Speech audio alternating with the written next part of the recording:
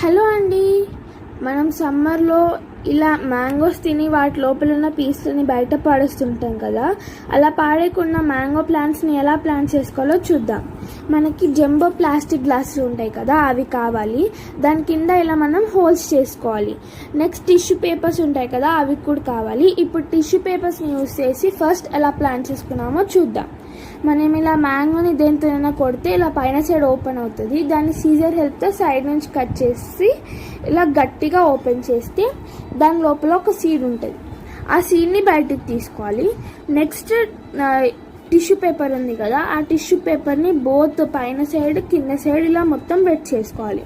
Wet చేసుకున్న తర్వాత ఆ సీడ్ని మనము దీంట్లో ఎక్కడి నుంచి ఎయిర్ వెళ్ళకుండా మొత్తం వ్రాప్ చేసుకోవాలి. ఇలా చూపిస్తున్నాం కదా, ఇలా మొత్తం వ్రాప్ చేసుకోవాలి. వ్రాప్ చేసుకున్న తర్వాత ఒక పాలిథీన్ కవర్ తీసుకొని దాన్ని మనము దాంట్లో పెట్టేసుకోవాలి. ఆ పాలిథీన్ కవర్లో మొత్తం దాన్ని రోల్ చేసుకోవాలి. రోల్ చేసుకొని దీన్ని మొత్తం డార్క్ ప్లేస్లో పెట్టాలి. సన్లైట్లో అస్సలు పెట్టకూడదు. నెక్స్ట్ మనం ప్లాస్టిక్ గ్లాస్ యూస్ చేసి ఎలా చేసుకున్నామో చూద్దాం.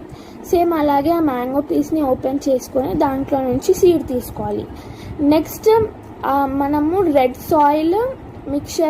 సాయిల్ అండ్ కోకోపీట్ మిక్చర్ని రెండింటిని మంచిగా మిక్స్ చేసుకోవాలి. ఈక్వల్ అమౌంట్లో మిక్స్ చేసుకోవాలి. తర్వాత ఆ గ్లాస్లో మనం హాఫ్ ఆ మిక్చర్ని వేసుకోవాలి. వేసుకున్న తర్వాత సీడ్ని దాని లోపల ఏ డైరెక్షన్లోనైనా ప్లేస్ చేసుకోవచ్చు. అలా చేసుకున్న తర్వాత ఆ సీడ్ బయటికి కనిపించకుండా మొత్తం ఫుల్ మట్టి వేసేసేయాలి.